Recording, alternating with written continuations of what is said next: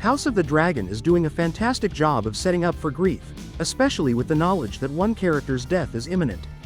One may think that the TV show may lose some of its worth because they've read Fire and Blood and are familiar with many of the main narrative aspects, but Season 2 has already shown how false it is. Of course, there are a ton of unexpected developments in the House of the Dragon book that add to the shock factor. Looking back though, you will realize that even though you knew the Red Wedding would reappear in Game of Thrones, you still bawled your eyes out.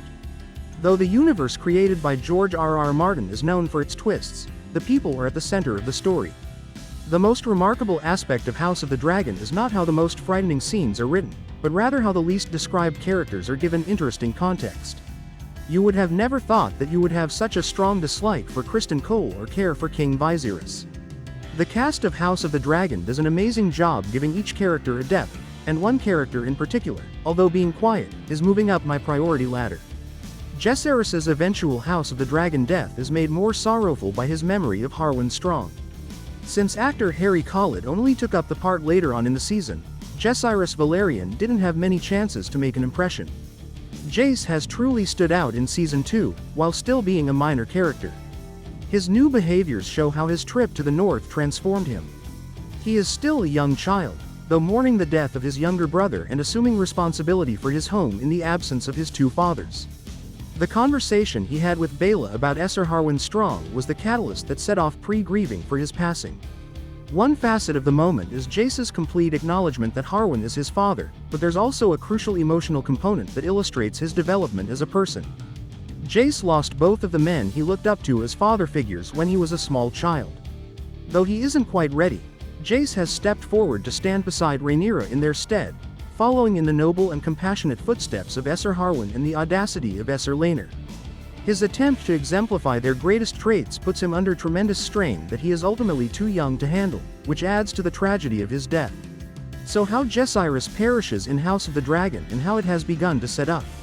With Lord Corlys Velaryon's blockade of the Gullet, the House of the Dragon is paying careful notice and has already started sowing the seeds for Jacaerys Velaryon's demise. Many of King's Landing's maritime trade routes are blocked by the barrier, which spans the Gullet, a body of water that connects Driftmark and the Crownlands. This ultimately leads to the naval battle of the Gullet, which we excitedly look forward to and completely detest.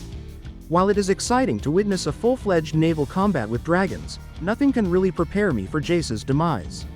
Along with many other dragon riders supporting Rhaenyra, Jacaerys fights the Triarchy's fleet in an effort to break Lord Corlys's blockade during the Battle of the Gullet. Before being removed from his position as Hand of the King in Fire and Blood, Otto Hightower asks for the Triarchy's assistance. He uses their animosity for Daemon from Season 1 to persuade them to support the Greens. Although Jace flies too low and inside the Triarchy Navy's crossbow bolts range, the Greens do not send any of their own dragon riders to this battle.